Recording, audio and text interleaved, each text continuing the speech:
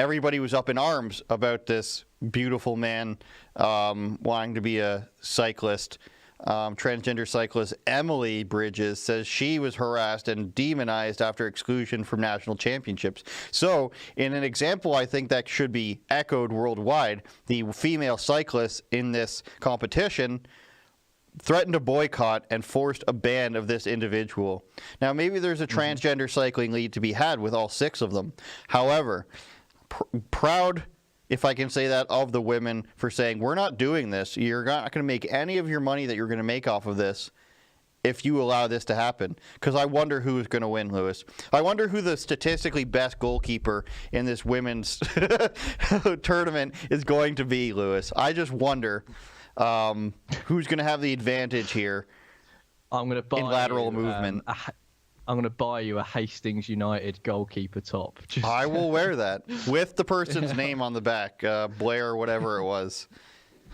So let's get to these comments from Boris Johnson. This is bigoted laughter here, Lewis. Boris Johnson says biological males should not compete in female sport and venues should have women-only places. This is disgusting talk from Boris Johnson. It is. Is there a video here, Olivia? There should be. Okay, let's find the video of him. Of course, Boris Johnson, actually, I think what's happening here, Lewis, is they're feeling the heat from people in terms of their electoral body saying, you're not very conservative, what's going on here? But it's nice for Boris Johnson to actually say what he said. Let's go ahead and play that. I don't think that biological males should be competing in female sporting events, and maybe that's a controversial thing to say, but it just seems to me to be sensible. And I also happen to think that women should have spaces which are, whether it's in hospitals or prisons or change rooms or wherever, which are dedicated to women. That's as far as my thinking has developed on this issue. Now, if that puts me in conflict with, some others, then we've got to work it all out. That doesn't mean that I'm not immensely sympathetic to people who want to change gender, to transition, and it's vital that we give people the maximum possible love and support in making those decisions. But these are complex issues, and I don't think they can be solved with one swift, easy piece of legislation. They've taken it takes a lot of thought to get this right. Lewis, has there been a reaction to this? Has there been blowback? Well, I've seen a few reactions. My personal reaction is finally a bit of conservatism.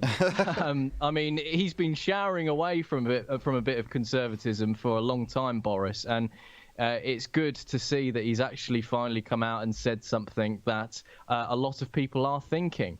So, fair play to him. Doesn't mean that I forgive everything that he's done since he was elected. Doesn't mean that I'm now a Boris Johnson fanboy. It looks like he was basically interrogated there, poor bloke in a hospital.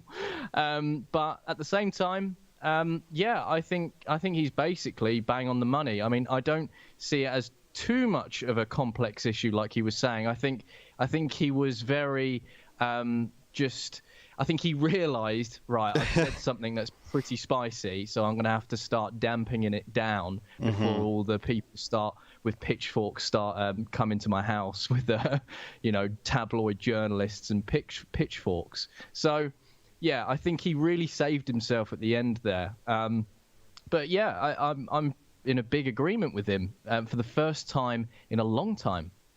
Yeah, I think it's not as complicated as he said. I wish he was a little bit more hardline. As it stands, Ron DeSantis is the only politician who's willing to be this hardline. Correct. It could be, it's not that difficult. Born male, play in male sports. Born female, play in female sports.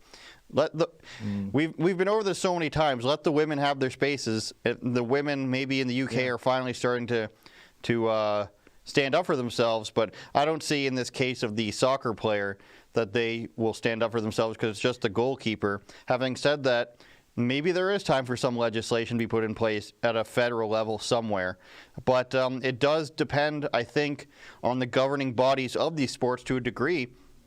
Because if you want to play in this women's university soccer league, then maybe you do want to play against transgender people. Now, should that be the only league? No, I would hope that it gets overtaken by like something of a slightly different name for university students. But if you're in college and you want to play against Blair Whatsit and cycle against Johnny English, then you can have the opportunity to do that. There's going to be a lot less funding and a lot less fans.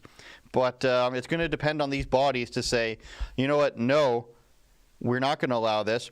But then comes the argument of, well, they're going to appeal to the Supreme Court or a higher governing body, the federal courts, on whether or not this is discrimination.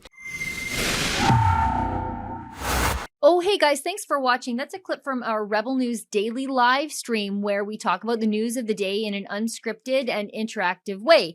It's co-hosted at noon Eastern or 10 Mountain Standard Time by me on Monday, Tuesdays, and Thursdays. And on Wednesdays and Fridays, we've got rotating co-hosting happening from some of our other on-air talent. So good news, there's something for everybody. We broadcast on YouTube.